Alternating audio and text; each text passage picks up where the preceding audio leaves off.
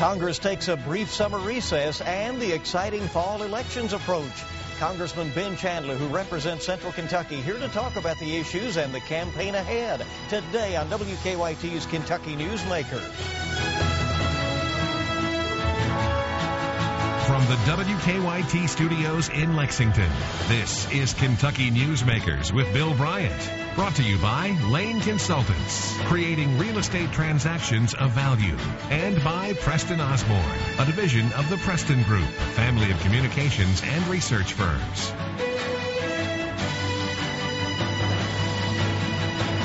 Hello there from WKYT 27 News First. I'm Bill Bryant. Hope your weekend is going well. This is a fascinating year in American politics, and Kentucky will have one of the carefully watched congressional races this year. Congressman Ben Chandler has been in office since 2004 and hopes that anti-incumbency feelings don't hamper his campaign for another term in Washington. The Democrat who represents Central Kentucky has done some things to put some distance between himself and the leadership of his party. Chandler voted no on this year's historic health care overhaul, and he voted against the recent banking legislation that made some new rules for financial institutions. He's well aware that his vote last fall on cap-and-trade energy legislation will be debated in the campaign to come. And illegal immigration, a topic that comes up at almost every stop he makes. Chandler faces Republican Andy Barr, a Lexington attorney who was general counsel to Governor Ernie Fletcher. Barr has been named a young gun by Republicans who hope to take this seat and take the House back this fall. Congressman Chandler is a former Kentucky Attorney General and auditor, and he joins us today, and we welcome Congressman Chandler. Thanks for being here. Well, Bill, it's good to be here, and I'm looking forward to talking about some of those things. But first, I want to mention the passing of my friend Melvin Turpin. Yeah, you were a classmate. Right? I was in school at UK with Melvin. I knew him pretty well, and when I ran for governor a few years ago, Melvin traveled around the state with me.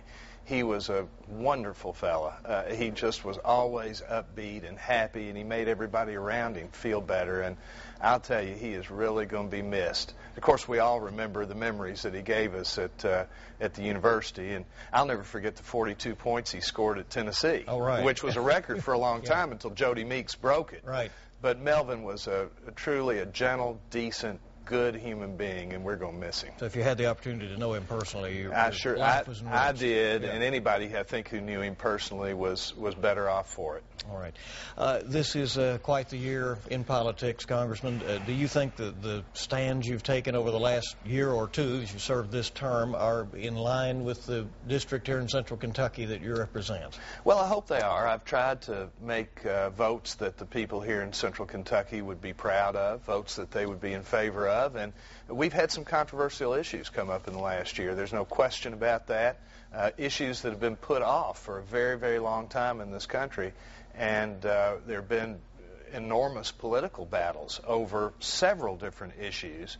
It didn't make any difference, really, which way I voted. It was going to be criticized. And the same thing was the case, really, for most people throughout the country who serve in Congress. These are difficult votes. There were strong feelings on both sides of almost every vote that we've had to cast of any importance. And, you know, you just have to do what's right, what you believe is right. You have to read the legislation. You have to be a part of trying to change the legislation if you can.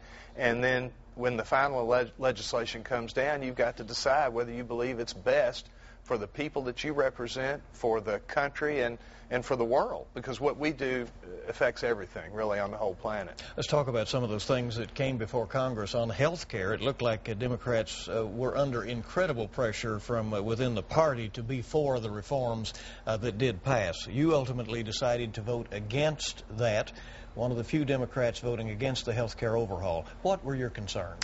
Well, there were actually a larger number voting against it than you thought. It was a fairly close vote, but my concerns were concerns of cost and ultimately whether the system was sustainable or not. I think the healthcare system is so important to all of us. You know, everybody in this country is affected in one way or another by the healthcare system. And we've got to have a system that will continue to serve our people, one that's sustainable, and one that is affordable, that people have the ability to access. And I'm deeply concerned about the affordability and sustainability of the system. What we have done, and it's a good thing to have insurance and accessibility for more people. The more people, we ought to be covering as many people as we can, but we need to reform other parts of the system in order to bring the cost down to be able to afford to do it. And we didn't do that. What I think we've done is we've driven the cost of health care up pretty dramatically as a result of this health care reform. I'm afraid that that's what we've done. You know, you can never be sure about how any of these things are going to work out. But that was my feeling when I looked at it. I wanted health care to be sustainable, and hopefully we can continue to work on that part of it as we go forward. So you obviously think that as time goes on, this is going to have to be addressed again on cost alone. Bill, there's no question about it. Health care is always going to be a moving target. It's always something that's going to have to be continually addressed, and it always has been. For years and years, the health care system has been tweaked in one session of Congress after another. And that's what we'll continue to have to do as conditions change. Would you, Congressman, be part of a movement to repeal the health care reform or parts of it? I am always interested in repealing things that are bad, and I'm interested in keeping things that are good. So it just depends on what part of it we're talking about.